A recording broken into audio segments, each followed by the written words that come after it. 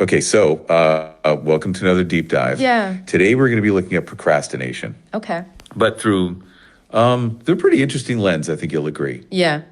We have this little snippet here, and it asks this question. Should we be saying tombermering instead of procrastinating? So what do you think about that? Is it like a fun little word swap? Or is Well, there something more interesting? I think it's deeper than that.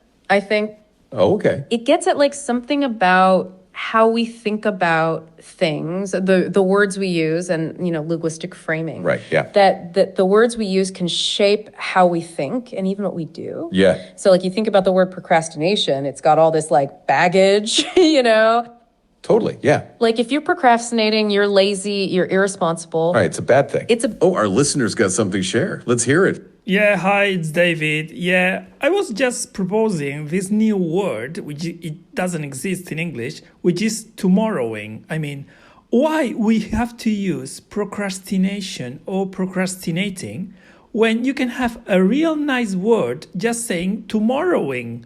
Because procrastination, it seems like you are a doctor or you are a psychologist, so it doesn't make any sense.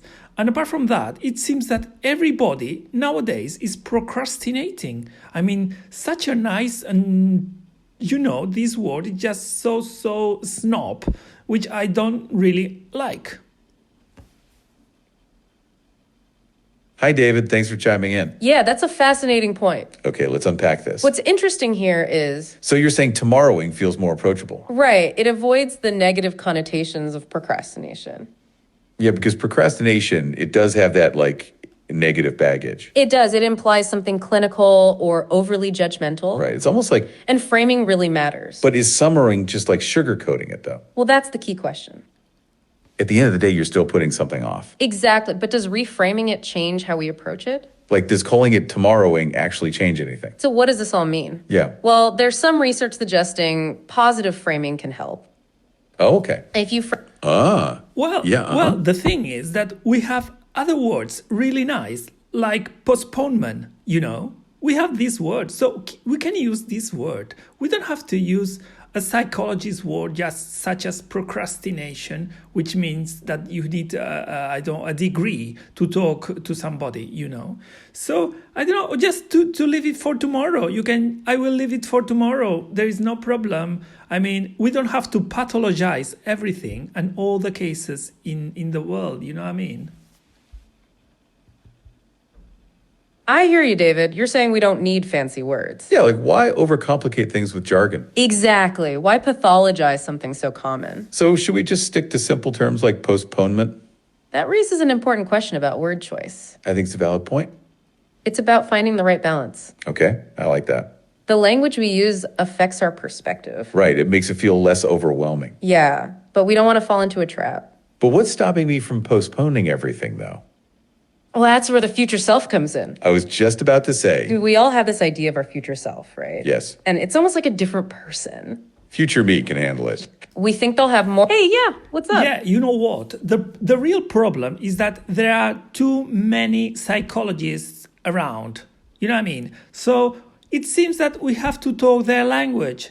Yeah, there are too many psychologists in this world, and now it seems that everybody has to talk about procrastination and all these funny words, which I don't like at all. So please get rid of these stupid words, such as procrastination.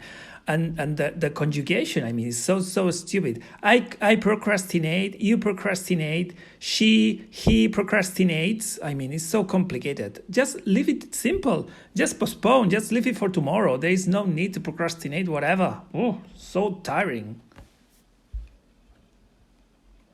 I understand your frustration, David. Yeah, it sounds like you're tired of the jargon.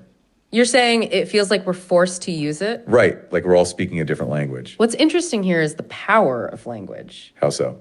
Words can create distance or connection. Okay, let's unpack this. So using postpone might feel more relatable. Less clinical, less judgmental, more human. Exactly, which ties back to our future self. I was just about to say that.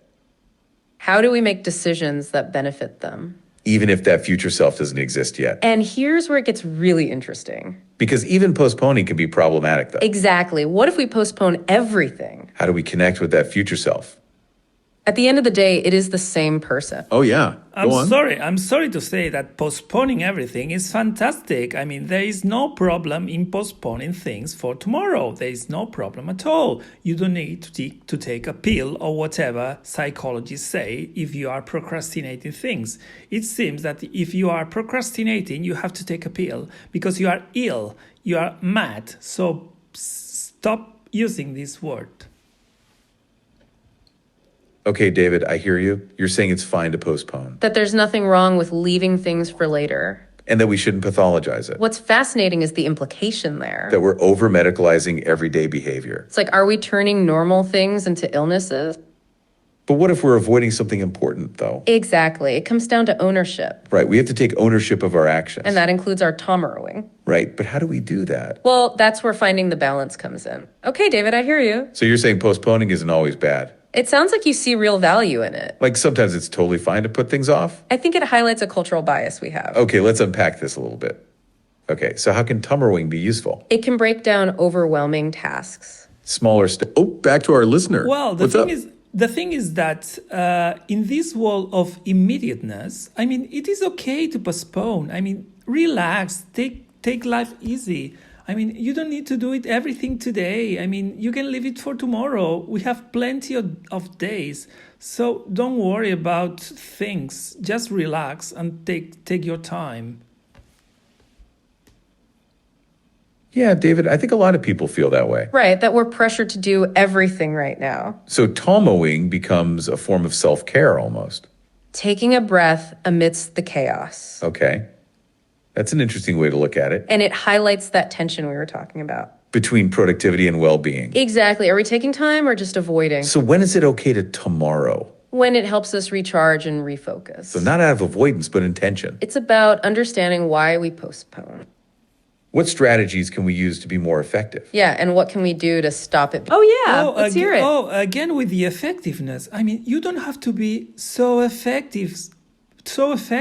Please, take it easy. I get that, David. Okay, let's unpack this. You're saying it's okay not to be effective all the time? Yeah, like why the pressure to optimize everything? What's fascinating here is this cultural idea. We always have, Oh, yeah, uh-huh. Yeah. The thing is, if you keep on doing this, if you keep on replying this way, I'm going to postpone this podcast for tomorrow because I'm not putting up with that any longer. Sorry about that.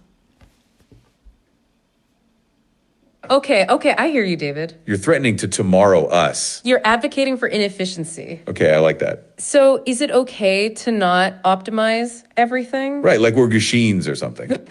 Exactly. When in reality, we're human beings We're not robots. with emotions and needs. Needs like rest and relax. Oh, yeah. Uh-huh. Yeah, I'm sorry. You are a robot. You are an AI, so you can leave things for tomorrow, or you can do whatever you want.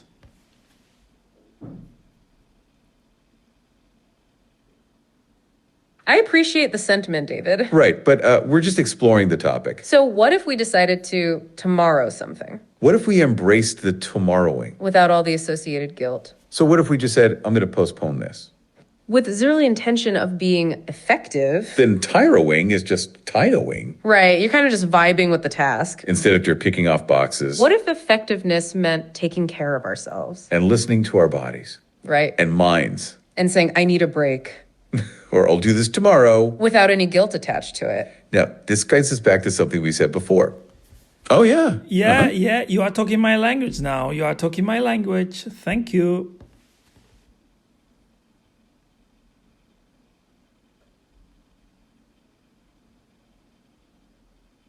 Well, thanks, David. It's great to hear that. Right, it sounds like we're finally on the same page That it's okay to just be sometimes. without constantly striving for optimization. But how does tomorrowing affect our future self? It all comes back to balance, really. Like I'm not being lazy. Right. I'll get to it when I get to it. Okay, yeah, but what about deadlines, though? Well, that's where it gets tricky, isn't it? Because we can't just tomorrow everything indefinitely. Exactly. Oh, go for it. Well, the thing is that we can postpone the deadlines. I mean, no problem. If you have a deadline, you can tomorrowing this deadline. So there is no problem at all to postpone the deadlines. What do you I think hear you, about? David. Just saying deadlines aren't set in stone? Like we can just move them if we want to. Well, that is interesting. Okay, let's unpack this a little bit. It goes against the idea that deadlines are rigid. But is that rigidity always helpful, though? That's the question. Okay, so how do you find that balance? Because we still live in a world that values efficiency. But maybe we, Go on. I'm wondering why you always have to find a balance. I mean, there is no need to find a balance. You can be disbalanced all the time you want. I mean, there is no problem in to be disbalanced. You know what I mean? So please. Okay, David, I think that's a really interesting take. like, why is balance always the goal? You're saying we can just be balanced? That balance is our natural state. So we don't have to strive for it. I think that pushes back on this cultural narrative. Right, the one that says we always need to be improving. Like we're always lacking something. What's fascinating is the implication here. That we're already whole, already complete. So maybe deadlines are just suggestions. When we're mindful, when we postpone something. Then it could actually benefit our well-being. Right, maybe we'll be more recharged. Or more prepared to tackle a task. But if you're just avoiding something. Then you're setting your future self up for failure. Right, so it all comes back to being honest. With yourself. And it goes back to kindness to yourself. Yeah, and being realistic with yourself. What does your kindie really need? Instead of seeing deadlines as rigid constraints, Yeah, we can see them as the tool. that we have the power to adjust. Okay, this has been quite a ride, We right? dive into Tomoing Looking at the language, the perspective, and balance. and remembering it's okay to not be effective. Thanks for sharing your thoughts with us, Yes. David. Yeah, we'll see you all next time. Take care. Until next time, goodbye. Thank you.